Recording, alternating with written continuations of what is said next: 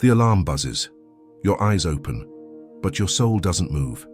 You stare at the ceiling, mind already spinning, thinking of everything you owe, everything you've failed, everything you'll have to fake your way through, again.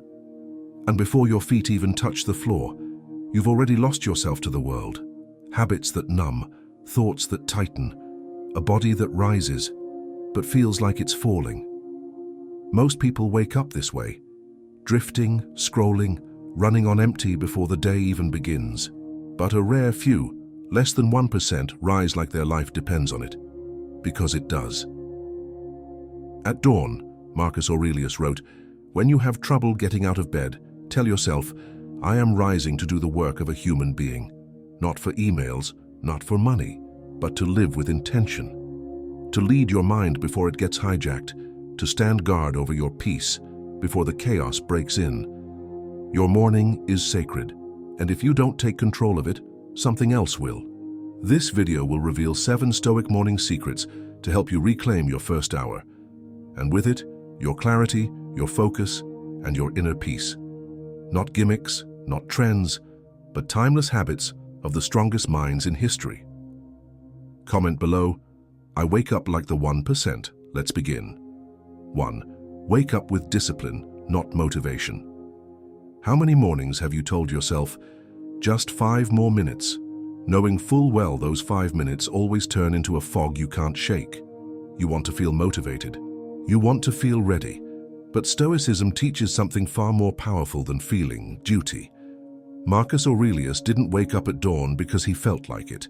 He did it because it was his responsibility. You love your nature, then carry out your nature's work, he wrote. You don't love yourself enough, or you'd love your nature too and what it demands of you. The problem isn't the alarm, it's the belief that your feelings should come first. You are not your mood.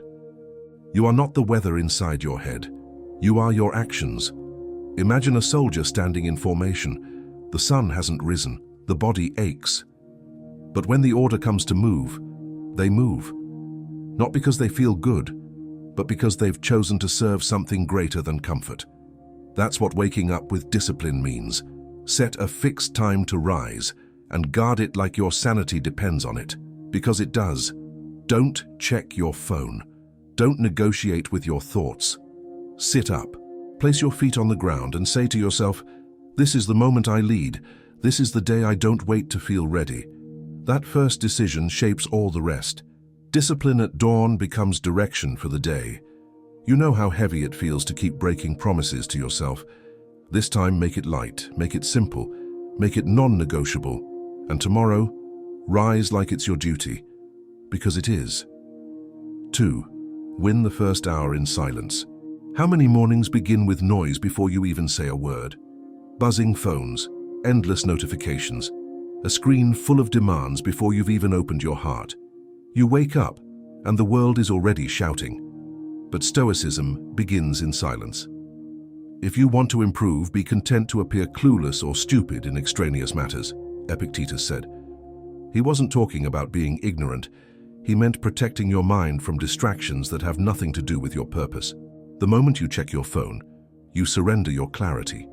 You let the chaos in before you've even remembered who you are. Silence isn't emptiness, it's space. A sacred space where your mind can breathe, where your thoughts can settle like dust falling after a storm. Picture a glass of muddy water. If you keep stirring it, you'll never see clearly. But if you let it sit, everything becomes clear. That's what the first hour is for. No scrolling, no reacting, no consuming. Just you and the quiet. Use this space to ask real questions. What's weighing on me? What can I let go of? What kind of person do I want to be today? When you begin in silence, you begin with power. Because you are choosing, not chasing. Most people wake up and run straight into the fire. But you sit by the still water first, and that changes everything. 3. Face the day before it starts. How often do you feel blindsided by the day? An email throws you off. Someone's attitude ruins your focus. Plans fall apart, and so do you. Stoicism offers a shield, not from the chaos, but from the surprise. It's called premeditatio malorum, the premeditation of evils, the practice of imagining what could go wrong, not to fear it, but to prepare. Seneca said, "He robs present ills of their power, who has perceived their coming beforehand." You can't control everything, but you can stop being shocked by life. Before your day begins, take one quiet minute to walk through it in your mind. Who might test your patience? What plans might change? Where are you most likely to get frustrated? Picture it, feel it, then decide, not how you hope to react, but how you will respond. It's like mentally rehearsing a fire drill. When it happens, you're not frozen. You've trained for this. The goal isn't pessimism, it's preparation. You're not bracing for pain. You're building the calm that can meet it. The world will always be unpredictable, but your response, that can be steady, that can be practiced, and every day you rehearse the storm, you become the calm inside it. 4. Anchor yourself with a Stoic morning reminder. Have you ever noticed how quickly your mind forgets what matters? You wake up with good intentions, but one comment, one headline, one small failure, and it's like your clarity evaporates. That's why the Stoics wrote things down every day. Marcus Aurelius didn't write meditations to impress others. He wrote them to remind himself of who he was and who he refused to become. The soul becomes dyed with the color of its thoughts, he wrote, and if you don't choose those thoughts, someone else will.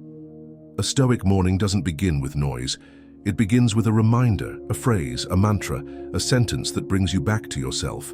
Something like, "I don't control what happens, I control how I respond. I choose calm over chaos. Let it go. Lead with virtue." These aren't empty affirmations, they're mental armor. You're not trying to manifest comfort, you're rehearsing clarity, intention, integrity. Say it out loud, write it down, repeat it until it cuts through the fog, like a lighthouse in a storm. You don't always need to see far, you just need one clear light to follow. When you anchor your morning in Stoic truth, you stop drifting. And that's when you begin to lead, not just your day, but yourself. 5. Master the mind before the world enters. Have you ever noticed how fragile your thoughts are in the morning? A small worry grows into dread. A random memory sparks regret. And before you've spoken a word, your mind has already turned against you. The Stoics understood this vulnerability, and they turned it into strength. The first hour of your day is when your mind is most open and most influenceable. If you don't shape it, something else will. That's why Stoic practice includes self-inquiry. Not vague reflection, but intentional questions that build awareness and direction. What am I feeling right now? What do I need to let go of? What am I grateful for? Which virtue do I want to embody today? Journaling isn't just writing, it's sculpting the inner life, carving away confusion until only clarity remains. Marcus Aurelius didn't write for productivity. He wrote to remind himself what was real and what wasn't. Think of your mind like a garden. If you don't pull the weeds, they take over. If you don't plant new seeds, nothing grows. You don't need an hour. You don't need perfection. You just need to pause and pay attention. To become the observer before you become the actor. That's what it means to master your mind. Not by controlling every thought, but by choosing which ones to follow. And when the world finally enters, you'll already know who's in charge. 6. Move the body to activate the mind. How many mornings feel like you're dragging yourself through wet cement? You're awake, technically, but your body feels heavy, sluggish, and so does your mind. The Stoics didn't separate the two.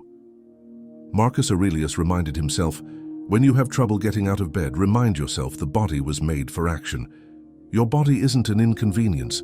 It's the instrument your mind plays through. When you move it, even just for 10 minutes, you change the frequency of your entire day. You don't need a gym. You don't need perfect form. You just need to wake the body on purpose. A short walk, a few stretches, a cold shower.